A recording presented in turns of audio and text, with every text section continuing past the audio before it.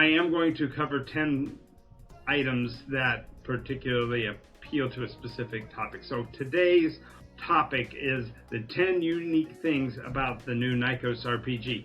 It's kind of the beginning of a series of videos I will be doing promoting and telling you about the Nycos RPG that we releasing very shortly. It's in the final edits and such at this point.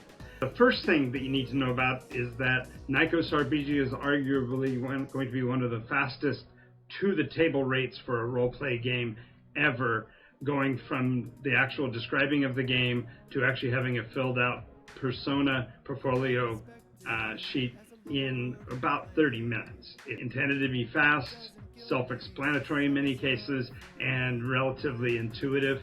There will be some dice rolling that may play into that, but we will get into that in a moment. But just realize that it's arguably going to be one of the fastest systems out there in terms of getting the game going. One of the biggest threshold problems with role-play games is it's hard to bring somebody in who's never played before, because nobody wants to sit through an interminable hour and a half, 2 hours creating a character sheet, and more importantly have to explain all kinds of nuanced mechanisms for achieving different things. The Nycos RPG system doesn't take that long to process, because many of the pieces of it are actually intuitive to the way we think. The second thing that is particularly nuanced and useful about the Nycos RPG is that it is the first practical innovation in role-playing games in almost 50 years. I have been a storyteller and games master since, if you will, the beginning of the hobby. I learned to play, as many of you already know, about 50 years ago from one of the guys who designed the role-play game Dungeons and Dragons, and so I've been a storyteller and director, and I've been involved with the role-play environment for all of that time, virtually non-stop, playing an average of 1 game a week for the entire period. So I've seen systems come and go, and this is the first truly innovative one in the last 50 years.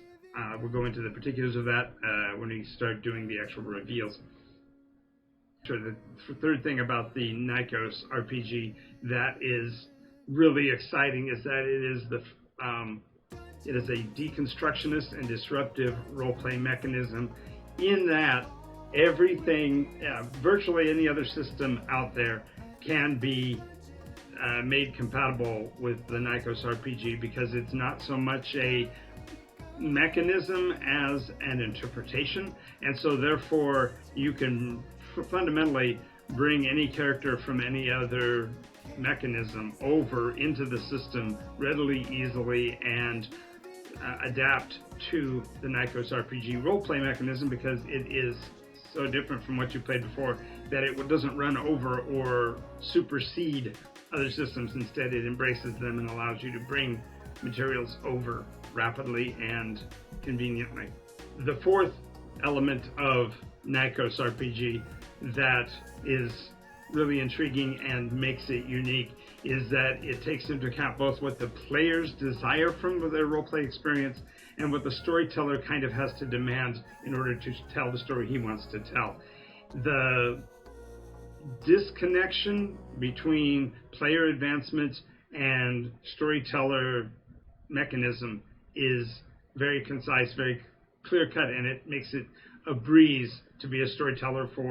From a game master's side, it's amazing, because it relieves you from a lot of the obligation and duty that's necessary to bring characters into the story. But on the other side, also, it's fulfilling the very things that players have demanded from the beginning, that other mechanisms kind of left on the table and left for the storyteller to have to adjudicate. Alrighty, so the fifth unique thing, it's not really unique because the other properties have done it, especially with early launches. Even Dungeons and Dragons itself followed this mechanism initially, but the product itself, the Nycos RPG, is intended for each system to be a standalone full product for both the players and the directors, reducing the overall burden of expense of participating in it, but also to make the process easier to move from being, say, a player to a storyteller. You already have everything you need to move from being just a player in a story to being the director in another story, because you will already have all of the mechanisms at your fingertips. And as an added bonus, it does not take away from the storyteller's privy counsel. It doesn't reveal any secrets, if you will, that a game master wants to hold for the story. And it has everything to do with the very templated structure, or the methodology by which it operates, that isolates the story mechanism from the actual details of the stories. Number 6, and from a Monty Python standpoint, there is no Rule 6. No, I'm just kidding. The 6 is that the play mechanism is simple and intuitive. It leads to a low threshold for entry. It leads to fluid play. The concept of play in the Nycos RPG is simple and intuitive, but it also means that the play mechanism falls behind the scenes and therefore does not chew up the scenery, so to speak, and break the suspension of disbelief that a roleplay game really demands. So the system actually gets out of the way of the players during the game and really only has an effect when there are particulars that have to be described in non-roleplay environment. As you're actually engaged in the roleplay, the rules vanish in terms of influence on the game. Number 7 is that the skills system allows for players to regulate their own advancement. It reduces the maintenance duties of the storyteller between sessions, or even at the beginning or end of the session, and reduces the amount of cluttered up character development conversations that are necessary in the system that uses a much more stepped and leveled progression system. But instead, in this case, the advancements are ongoing during the actual play of the game, and therefore it's simple bookkeeping, a little tick on a box, and you're good to go for the next round and the next turn and the next scene. Number 8 is one of the nuances that I'm most excited about, and I really can't go into the real details of, because there are wranglings, because what I've developed is a literally revolutionary way to interpret dice results on the die roll. I can't go any more than that at this point, but just realize that it is so different that it will literally change the face of games in general, not just roleplay games, but spilling the beans. And so wait for a later video. As soon as I'm able to, I'll be definitely crowing a lot about number 8 here. Number 9 is one of the things I'm most excited about, because while we are launching Dark Shards as the primary, the initial system book release, this mechanism is going to support the concepts beyond the standard dramatic barriers that roleplay have been associated with.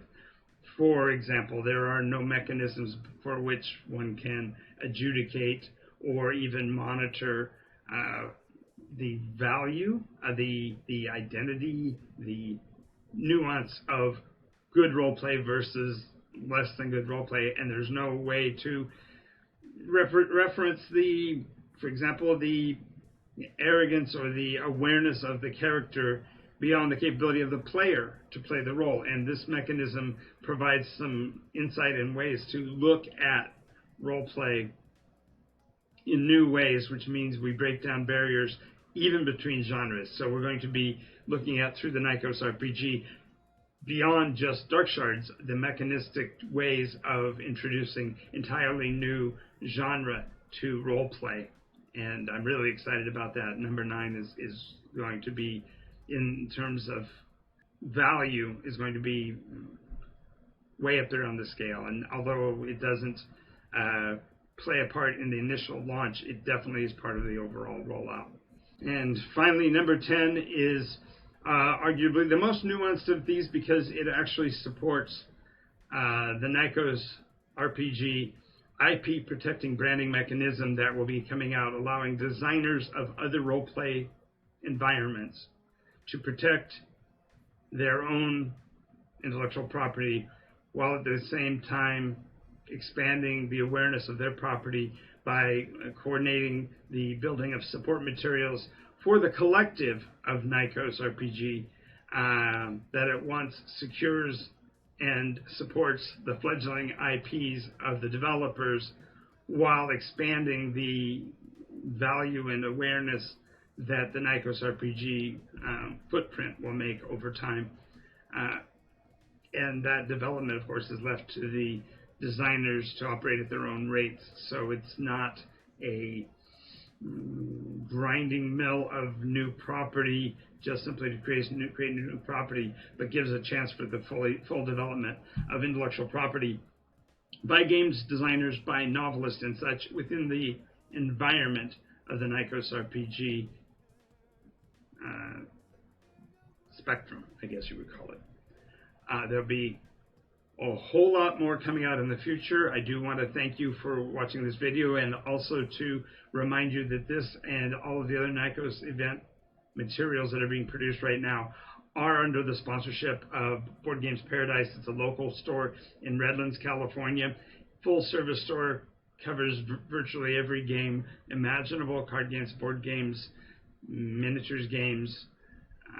Those who like to just simply purchase and paint models, there's an entire section of the store dedicated to that. And they have rentable role play space. And if you like the videos that I'm doing and you want to be a part of it, you certainly can actually come and play with the group that I run at the store. I would dearly love for you to pop in. We run Monday nights at 6 p.m., 5:30 p.m. Start-ish times, between some 5:30 and 6. And we run until the store closes at about 9:30 to 10 o'clock each night on Mondays. And I would love for you to join us. Just simply tell them at the front of the store you want to be a participant. There is a fee for the space, but that's something that is just a benefit to the store to make sure that the play spaces stay available. So do take that into account. More information is available at the Board Game Paradise website or at NycosRPG.com, which is my site. And if you want additional information, do remember to subscribe to this channel. Go ahead and watch for more information coming out through YouTube, through my Twitch show, which is going to be on again tonight at 10 o'clock p.m. And I hope to see you again soon. I am Jonathan Albin, your host of The 10 and the Game Master. See you soon. I live in dungeons like a kid. I'm going to get better at this, I promise.